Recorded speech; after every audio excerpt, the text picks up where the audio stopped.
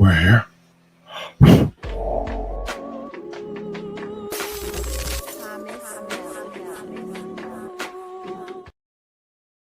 Mic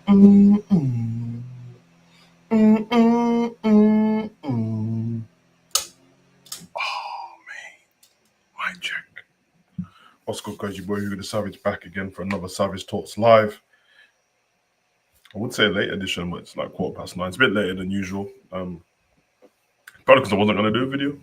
Impromptu thing. Thought about doing a pre-recording. I thought, you know what, let's just see what the people are saying. See if everyone's about. A nice relaxed one. Nothing too big, nothing too special. Whoever's around is about. Whoever's not, it's cool.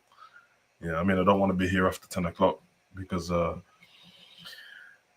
summer will be out the way soon and I'm going into that hibernation period, man. So we're trying to take care of myself a little bit more, man. But let's have a conversation, man.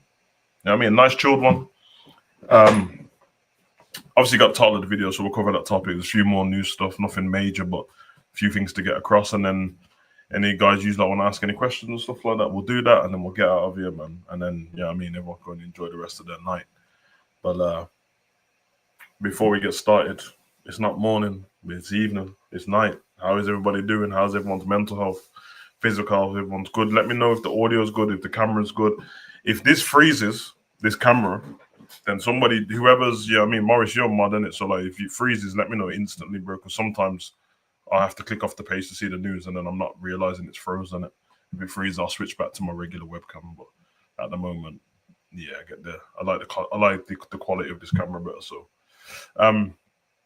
big up to Zach, big up Morris, big up Scooby. Anyone else who jumps in later on, big up to you guys as well. Yeah, slow week of wrestling news. Really big up love for basketball, man. Good to see you, brother. Slow week of wrestling news. Bit of a weird week because it feels like since we did the Raw review show, feels like it's been such a long time since. It was Monday, obviously, and now it's Thursday. It's only 3 days ago, but it feels like it's been a very long time. We just chopped it up on that Raw review, really, because big up for that, yeah. Because Raw was terrible, so we just spoke really for about an hour and a half. What it is, if it's recorded, yeah, it's because it's got my my DSLR cameras plugged in. Obviously, there's a period when I went to use that camera all the time, and then something happened with the system. I just did an update on the MacBook and Google, and I've been trying to check all day because obviously I always want to upgrade the content, and it's a bit shit for me when I've spent money to upgrade things and then the software, what is online, I can't do nothing about it because it's you know what I mean, I pay for the software and it is what it is. So that and I'm being serious because I'm a bit of a perfectionist. If this camera works all the time like this and doesn't freeze, you'll get way more content from me. But I'm one of those people that sometimes if the content to me looks a bit shit, I'm just like, I'm not really trying to see that. But I replaced my mic last week. My DSLR is always there. This isn't even my best lens. This is like a average one. But yeah, man, bit by bit. But I guess the main thing is that the content I'm giving you is good, and then everything else after that. But I respect it anyway. So love, it's always good to hear that people appreciate the quality and stuff like that. But okay, so should we just delve into the Karrion Kross stuff? And obviously, I watched whatever day the podcast came out. I watched it straight away. I watched it. I listened to it while I was in the gym. I listened to the whole thing. The only thing about listening to the podcast in the gym is I wanted to take some notes down, but then I realized I'll be taking notes after every 2 minutes of stuff he said. So there is some stuff online, some quotes, but I have listened to the whole thing in its entirety. I think we knew this was coming. So last week we saw that Karrion Kross. I mean, pretty much since what happened at SummerSlam. Then we went on to Monday Night Raw. We didn't see any of Karrion Kross, and then there was reports saying that WWE hasn't renewed his contract. There was already the leaks from early in the year saying that his contract was ending in August. I think when we did the watch along for SummerSlam, all of us in unison pretty much knew that it was over for him. Just the way the match went. Although from his words and his point of view, he tried to do the best job he could, but the match felt flat. It didn't seem like Sammy was bothered. It didn't seem like, you know what I'm saying. And then obviously we got the "We Want Kross" chants after in the press conference where Triple H said, "You asked for Brock, you got him." whether Triple H was trying to be candid in his response, or he's trying to be a bit smart instead of enticing the crowd, but it didn't really work out. Bit more revealing this time now that he's out of contract. So he hasn't been released from the WWE's contract's expired. There is a difference. It's a smarter way of doing business. I'm calm. I'm in a calm state. That's froze, hasn't it? Okay. Fucking hell. You just knew it, man. Let me go back to the webcam. What's the difference? No, fucking hell. It's all good though. Yeah, you just knew from all the things that were going on and all the conversation we had prior where this was heading. So it sucks. It sucks in that instance. I want to try and comment it from both sides, even though clearly I'm on one side of it. You guys seem to be on one side of it. I'd love to know if there's anyone in the chat who's on the opposing side who thinks that, Cross should have been released or his contract should have been left to expire. Seen a few things online. I haven't delved into people's videos, but I can get the gist of it from shorts and stuff that there's a few people that don't really rate Karrion Kross like that. I know a lot of people think that he's rubbish in the ring. Some people are like, yeah, he should get released. He's rubbish. He's a mid-card or whatever, all this business. I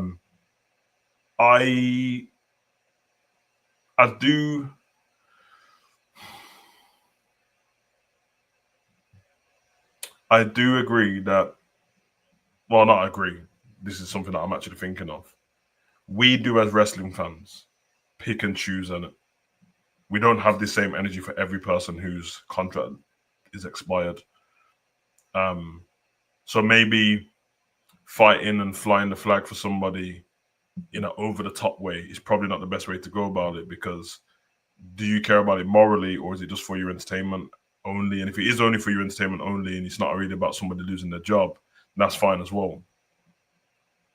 I feel like when content creators come out and try to have a moral high ground of somebody getting their contract expired, that's when the problem is, because did you care about Shayna Baszler or Tegan Knox and all these kind of people? Probably not, which is fine as well, because it's life, innit?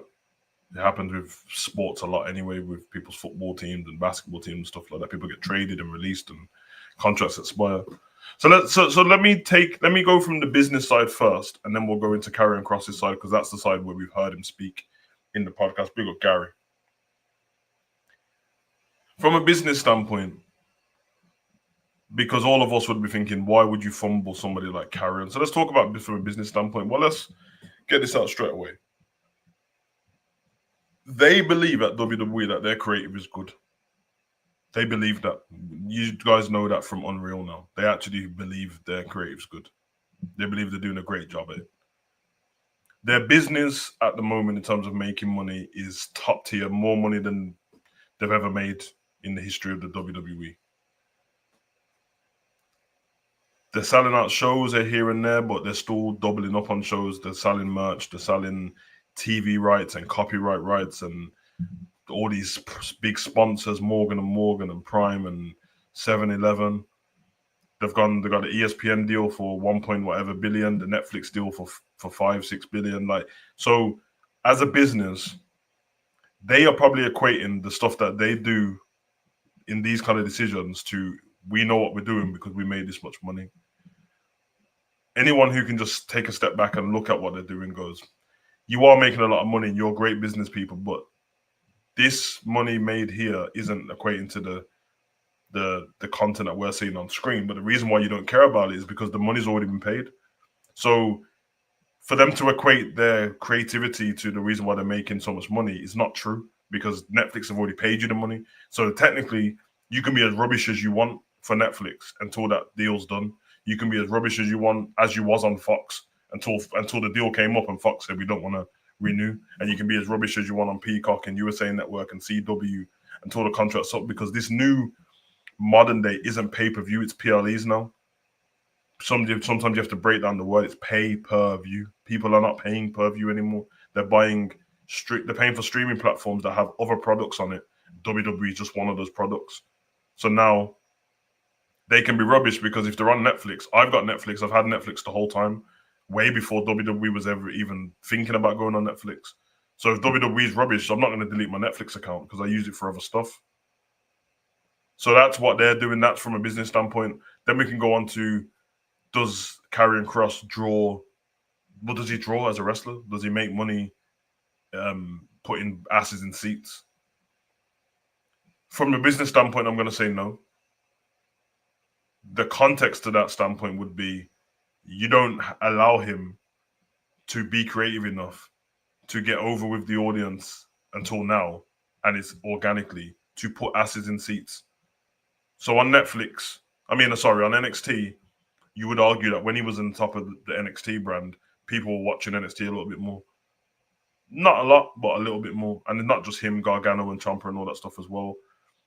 They can't really pinpoint who draws the most viewers in a show anymore because it's not TV, right? So you can't go,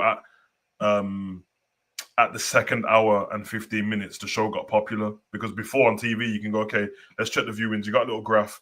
Brock Lesnar came out at that time. Roman Reigns came out at that time. It's on Netflix now. People watch when they want to watch. Yes, it's live, but people will watch when they want to watch. But one thing we can say is nobody cares about WWE main event. And when he's been on WWE main event, people have found out, they've watched it more. People have stayed behind more.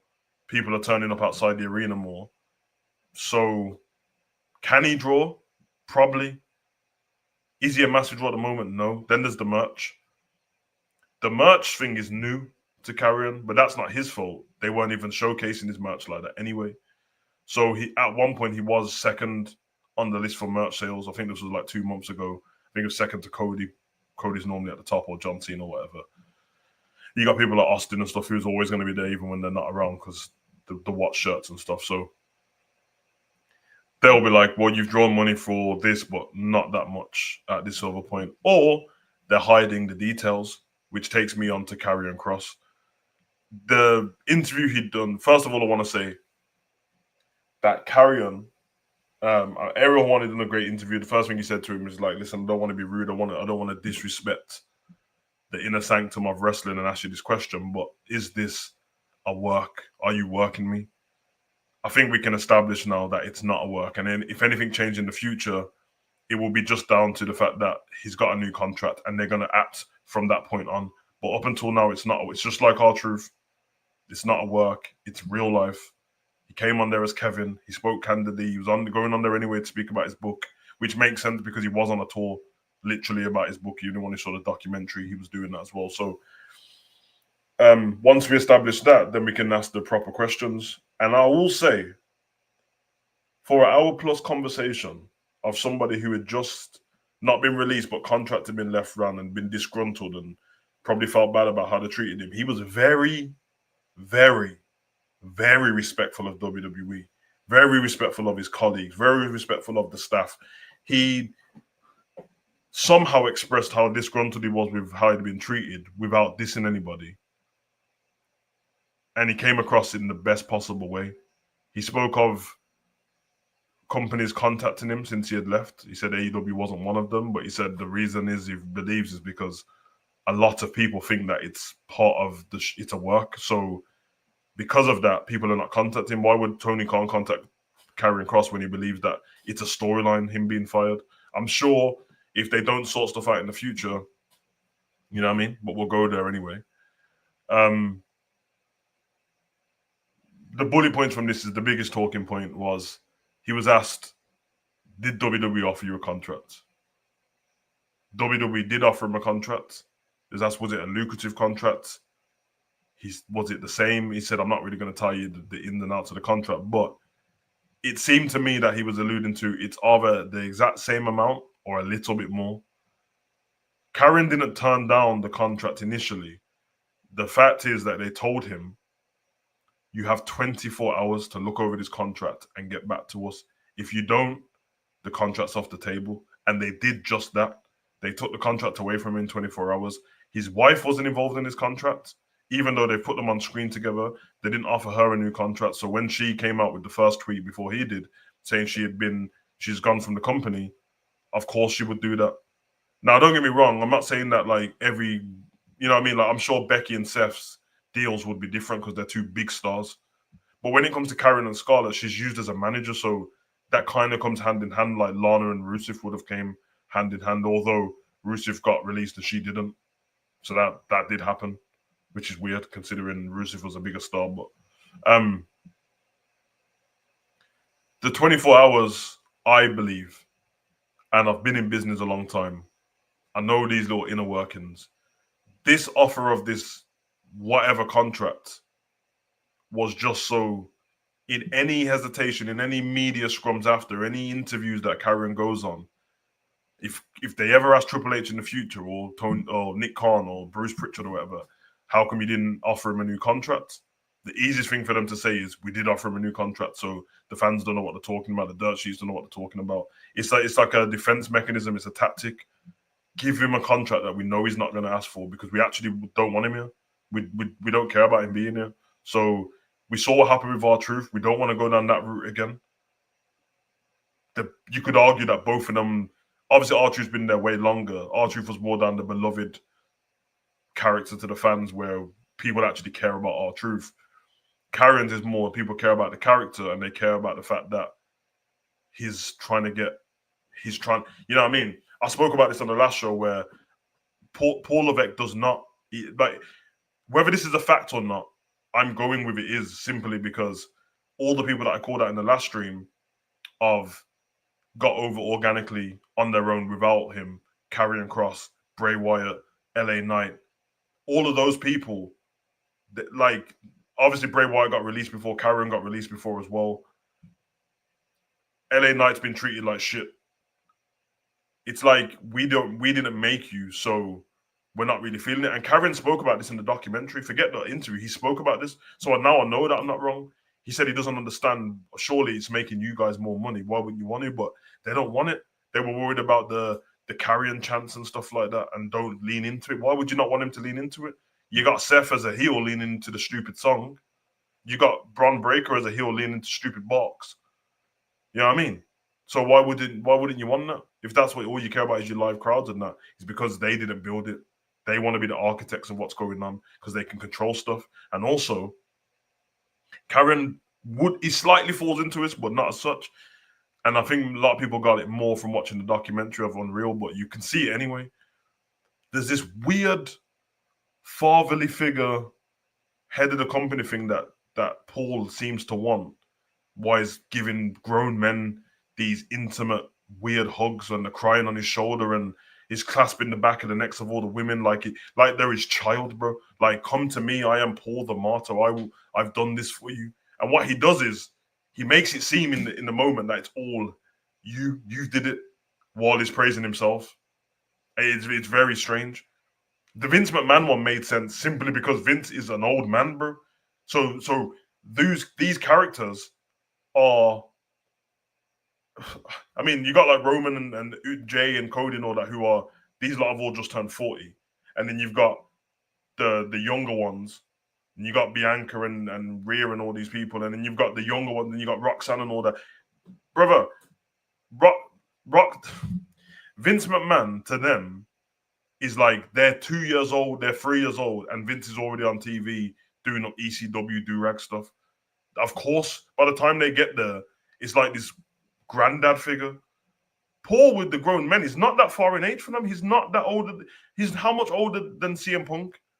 He's not that much older than him, bro. People like LA Knight and all that, these men are all in their 40s, bro. Like, we don't need you treating us like kids. But as you saw for yourself, the same thing happened with Bobby Lashley, MVP, and he had to leave. Because it's either two things. You're either the guy who just don't take shit and I can speak for myself and I'm a grown man, or you're the guy who, I was a colleague of Triple H's and he doesn't like it because I can't control you. There's the thing that they call the Ryback effect, where they told Ryback, or Paul told Ryback, there will never be another John Cena. To most people at home, everyone's like, well, there will never be a John Cena. No. He's saying there'll never be another character, another superstar like John Cena, as in, we're not doing these larger-than-life big superstars anymore because they want them all to be replaceable in it. If you have everyone at an even keel, if you have all your highest wrestlers at 8 out of 10s, I'll be serious, I'm being serious, this is not because of, exclude Roman from that. And as you can see, all the talk over the last month and that was Roman's deal and get him out of it. If you have them all at 8 out of 10, then that means if one of them drops out, you can just replace it with the other one. If Sammy drops out, replace it with Bron. If Bron drops out, replace it with Penna. Penna drops out, replace it with Jay. You can just keep reeling it over. Our mid carders have become the main carders, and the main carders are not doing anything. The main event dudes ain't doing anything anymore. To offer the man a contract and then knowing damn well he's in a partnership with his wife and not offer her a contract is diabolical. The biggest thing I took away from this is he said, I just want to take my wife and go home. And he said, when you say home, what do you mean? He said, WWE. This man said he's grown up and all he's ever wanted to do is wrestle, and he's only ever wanted to wrestle for the WWE. It's his sole focus. This is a guy who would run for a brick wall for the company, bro. It's a guy that you can strap the rocket on for real, and he's going to do his best to take care of whatever he's doing, to become the face of the heels or whatever. To be even, like, the thing is, if you make Karrion, I think most fans are not asking for Karrion to become the WWE champion. But you're telling me that Karrion Kross can't be like a Macho Man figure? He can't be like the WWE Intercontinental Champion and carry that. He can't be like Prime Miz, Prime Dolph Ziggler, Prime Daniel Bryan. I don't understand why they're doing this. He's great at what he does. He's very creative.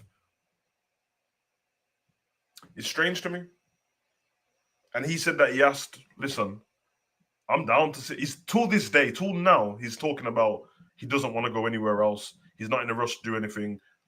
He's saying he's still got the lines open to speak to the WWE. He said when he spoke to them in January and they sat down, the conversation didn't go well. He said, like, listen, they said they're going to call me after. They didn't, and they just left it till now. He asked, I need to know the analytics. I need to know the figures. I need to know what's going on with the company. Like, basically saying, I want to know what I'm making on it. Like, not money-wise for himself, but what is the details on my merch? How much is my merch selling? Because obviously, if you find out your merch is a top seller, then the contract I would have taken from you is going to be a little bit more now because I know what value I bring. They didn't want to give it him. They just told him you got 24 hours and didn't offer it. Well, smart, because if you don't offer it, then you can just lie to him and say your shirts ain't even making that much money. And then you can lowball him. Just like the R-Truth shirts, the John Cena R-Truth shirts, before we knew he was getting released, were the top seller, bro. The John Cena original shirt where it had R-Truth there instead of Ron Cena. It was the top seller that week. I wanted to buy one, but because he got released, they removed it straight away. This is a weird, like, I don't know, where they're entering now. It's strange. It's very strange. I don't get it, but I hope that they do the right thing. I think it's going to be a problem because if the R-Truth thing didn't happen first, then possibly they might be able to do something about what's going on now. But as you see, they brought R-Truth back, and you're seeing a slow burial. You're seeing a slow kidnapping. You're not even going to see him as much anymore. Like, they got him back making jokes with John Cena and that backstage like nothing ever happened. Like he didn't cut off his hair and turn up on Raw, and it's crazy. But I guess most people hope that they do something with Karrion, but he ain't the first and he won't be the last, man. And people have to realize they did this with Bray Wyatt. And you would argue that at the time he's the most creative person on the roster. So if they did that with Bray, then anyone can get it. Anyone can get it, trust me. Before we get out of here, let's see what other news there is. I've seen a few things. There was the release of the TMZ Hulk Hogan documentary. I watched it yesterday. Obviously, I didn't watch it on TV, but someone posted it on YouTube, so I watched it. Decent documentary still.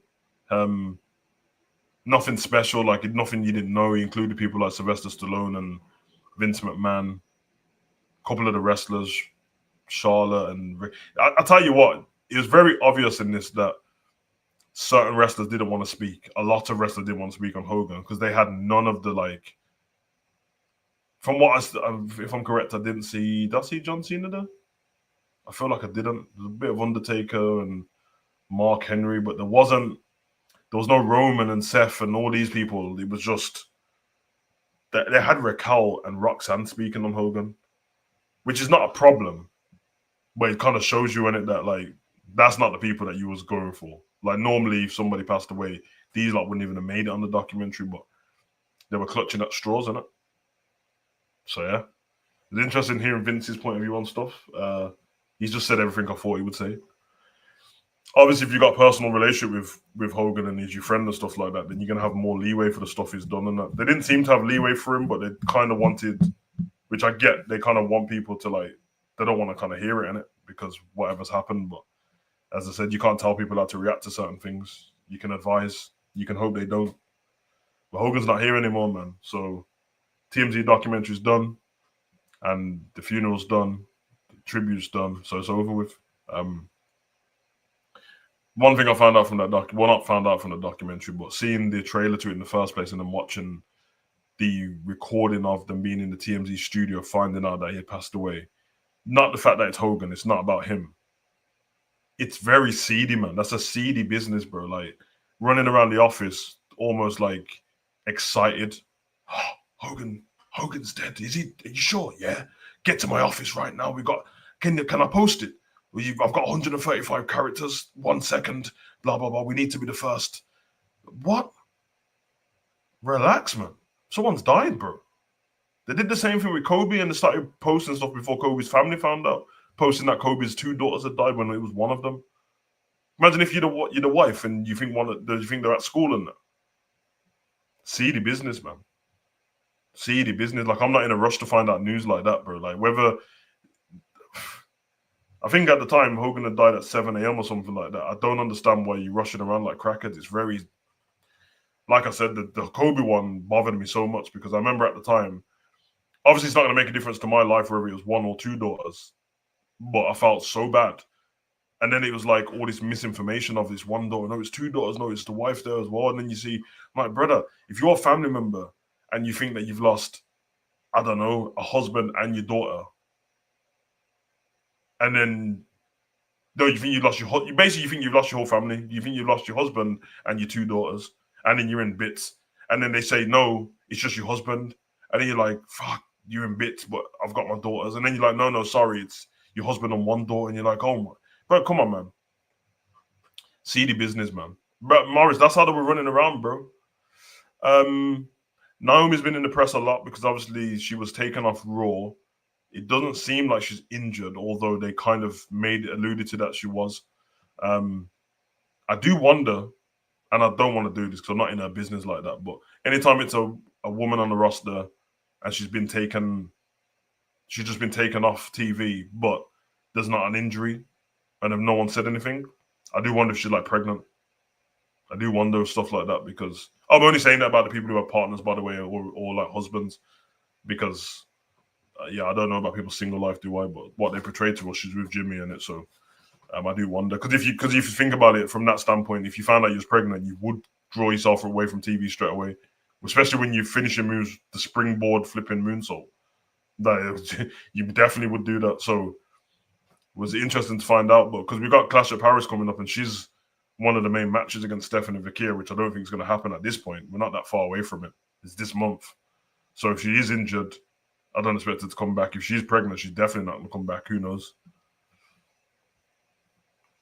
4-month schedule for Clash in Paris. I mean, you guys can see this yourself, but since we're on here, August 18th is Raw, Philadelphia. Then we have the tour. We have Liverpool 23rd, Newcastle 24th, Birmingham is Raw.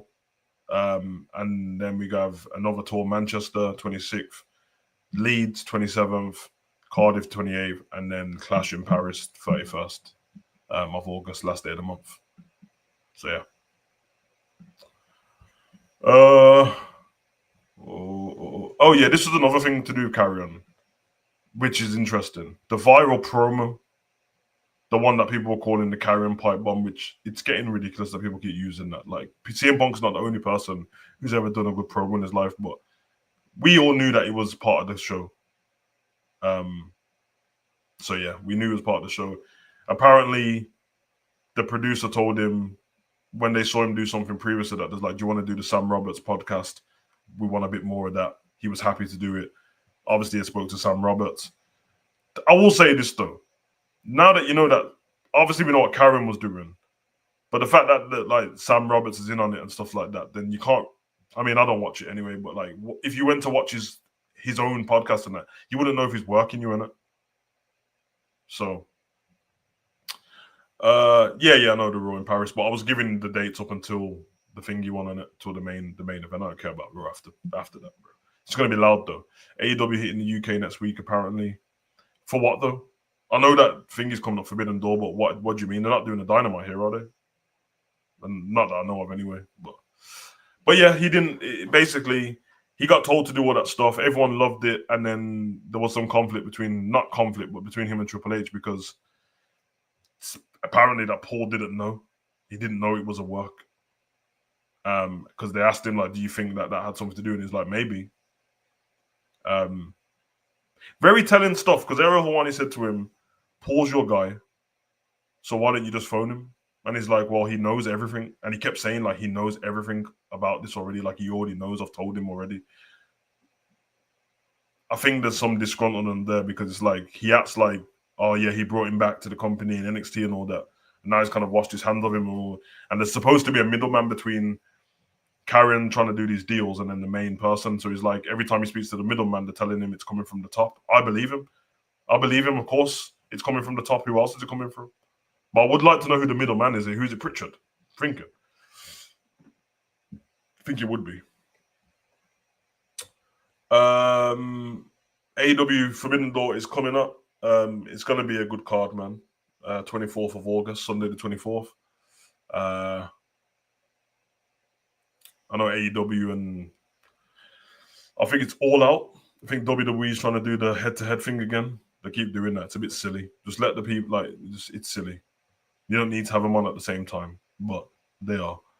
But yeah, watch AEW. Some good stuff. Edge and Christian back together.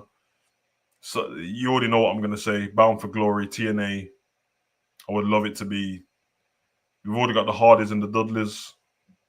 Yeah, it'd be cool if you could add Edge and Christian to it, but I don't think you can because I've seen that NXT. Well, I mean, TNA have said they're willing to move to Wednesday nights to compete with AEW.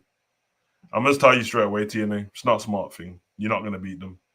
You're not going to beat them because trying to watch TNA is a problem as it is. So probably a bit silly.